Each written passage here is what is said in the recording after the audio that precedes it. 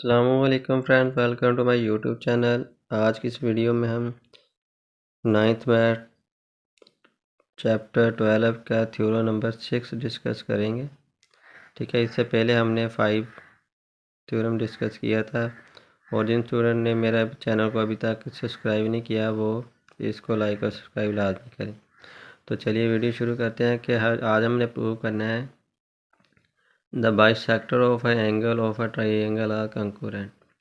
ठीक है, तो कंकरेंट में सबसे पहले क्या होता है कि उसमें ये पता होना चाहिए। फर्स्ट अगर हमारे पास चीज़ें देखें, हम बताते कि हमारे पास एक पॉइंट है, वो तीनों जो भी पॉइंट इसमें से एक पॉइंट में से गुजरे हैं उसको हम बोलते हैं कि ये कंकरेंट है। ठीक है, तो इसमें हमने क्या करना है, सिर्फ हमें गिवन है कि एक ट्राइंगल है।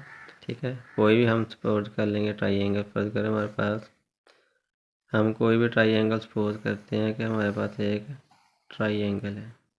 ठीक है, जैसे मैं आपको बना के दिखाता हूँ इधर कि हमारे पास कोई एक ट्राइंगल है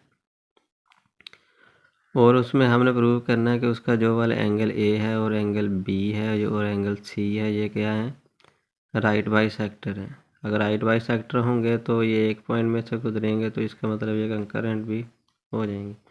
ठीक है, राइट बाइसेक्टर का मतलब क्या होता है कि आपको पता है वो इक्वली पार्ट में डिवाइड करता है।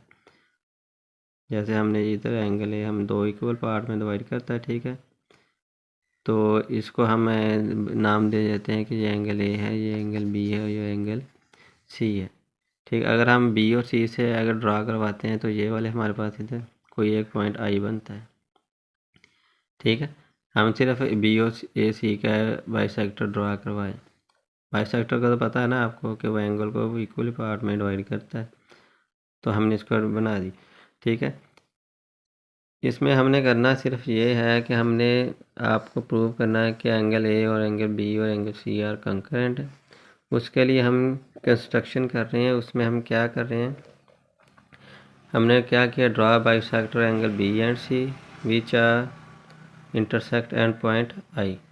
मतलब हमने बी पे भी बाइसेक्टर ड्रा करवाया और ए बी से भी और सी से भी, जो पॉइंट सिर्फ आई पे मिलते हैं। देन हमने क्या किया है कि आई एफ, मतलब आई एफ ये यहाँ से यहाँ तक ये एक ड्रा करवाया परपेंडिकुलर। वो किस पे परपेंडिकुलर है, ए बी पे।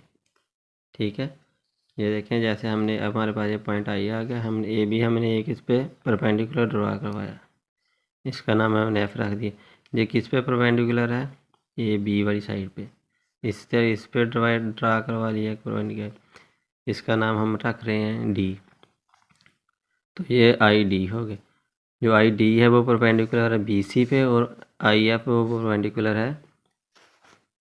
ठीक है, I F perpendicular A B पे, आई डी परपेंडिकुलर है बी सी पे, और आई एंड आई बी जो है आई ई हमने जो है जे परपेंडिकुलर है सी ए पे। इधर भी हमने परपेंडिकुलर एक ड्रा करवाया, ई नाम रख दिया। ठीक है, ये तीनों हमने कंस्ट्रक्शन की है। ठीक है, फिर एक दफ़ा गौर से देख लो, हमने गिवन हमें ट्राइंगल है, हमने सिर्फ एंगल ए बी और सी इसको कंकरेंट शो करना है। ठीक है, तो उसके लिए हम क्या किया, हमने सिर्फ एंगल बी और सी के राइट बाइसेक्टर ड्रा करवाए जो एक पॉइंट ओ आई पे मिले।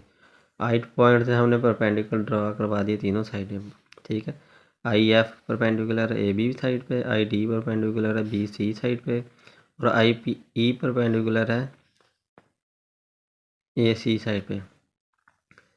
ठीक है, तो जो स्टूडेंट मेरे उर्दू मीडियम उनको मैं बताता चाहूँ कि ये अमूद हम की बात कर रहे हैं कि ये वाली साइड आई एफ है जो अमूद है ए बी पे, इसी तरह आई डी अमूद है बी सी पे, आई ई अमूद है ए सी वाली साइड पे। ठीक है, चलो तो अब डिस्कस करते हैं आगे इसकी स्टेटमेंट है एंड रीज़न। उसने कहा कि आई डी और कंकरेंट है आई एफ के, इक्वल है।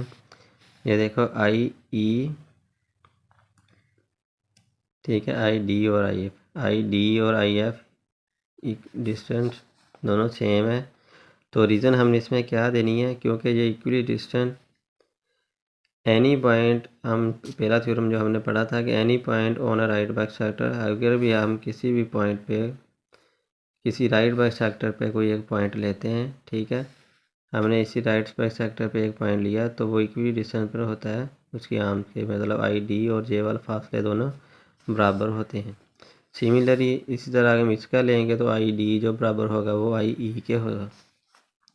समझ लगी? इसको हमने 1 किया, इसको हमने 2 किया, इस दोनों को सिमिलर करेंगे। आई डी दोनों में सेम है तो हम दो आई एफ और आई ई भी सेम होंगे, ठीक है। तो इसके साथ ये प्रूव हो गया। इसका हमें पता क्या चला कि आई जो है वो on right bisector of angle A, मतलब ये तीनों का फासला ठीक है। तो अगर इसको भी हम ए का भी बाइसेक्टर ड्रा करवाएं तो जे भी उस पर ही बनता है पॉइंट। समझ लगी? अगर इधर से ए का भी हमने अगर बाइसेक्टर ड्रा करवाएं इसी पॉइंट पे आएगा ना, तो ये भी इक्वली डिस्टेंस पे होगा। समझ लगी? ऐसे हम ड्रा नहीं करवा रहे। इधर देखें, अगर इसका हमने बी सी का ड्रा करवाया ना, तो एक साइड का हमने खुद से प्रूव किया। अगर हम ए का भी ड्राइंग करवाते तो वो इसी पॉइंट पे आना था। समझ लगी?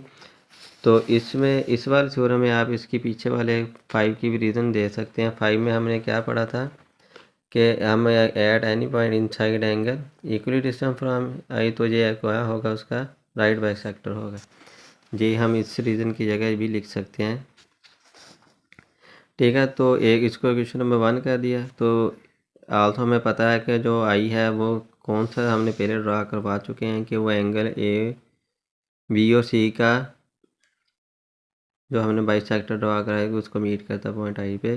तो इनसे ये प्रूव हो गया कि जो आई ई है जो आई एफ है ये दोनों भी, इससे हमें क्या प्रूव हो गया कि ये इक्वली डिस्टेंस है। तो इसका मतलब ये है कि मतलब ये अगर ये देखें ना, अगर आई ई और आई एफ इक्वली डिस्टेंस है तो इसका मतलब ये भी इसका का पॉइंट लेंगे तो ये भी इसका राइट बाइसेक्टर बनेगा फिगर से ही। तो इससे पता चला हमें कि एंगल ए बी इसका राइट बाइसेक्टर और बी सी हमने पहले ड्रा करी। तो तीनों चीज़ें ही प्रूव होगी कि angle B C are concurrent at point I. I hope आप सबको समझ आ गई होगी। बाकी अगर किसी को नमदीज कोई प्रॉब्लम हो तो वो कमेंट में पूछ सकता है। चैनल को लाइक और सब्सक्राइब लाजमी करें, वीडियो को ज़्यादा से ज़्यादा शेयर करें। Thank you.